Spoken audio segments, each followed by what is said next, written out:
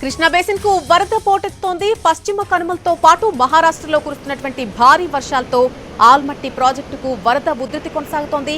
ఆల్మట్టి నుంచి 3 లక్షల క్యూసెక్కుల నీటిని దిగువకు విడుదల చేస్తుండగా ఆల్మట్టి దిగువన ఉన్న నారాయణపూర్ ప్రాజెక్టుకు 3 లక్షల క్యూసెక్కుల వరద వచ్చి చేరుతోంది. దీంతో నారాయణపూర్ ప్రాజెక్టు నుంచి 30 గేట్లు ఎత్తి 3,11,000 క్యూసెక్కుల నీటిని దిగువకు విడుదల చేస్తున్నారు. ఇక పాలమూరు జిల్లాలోని జూరాలకు వరద పోటెత్తుతోంది. జూరాలకు 2,85,000 క్యూసెక్కుల ఇన్ఫ్లో ఉండగా 42 క్రస్ట్ గేట్లు ఎత్తి 2,80,000 క్యూసెక్కుల నీటిని దిగువకు వదులుతున్నారు. జూరాల నుంచి పరవళ్లు తొక్కుతున్న కృష్ణమ్మ శ్రీశైలం వైపు ప్రవహిస్తోంది.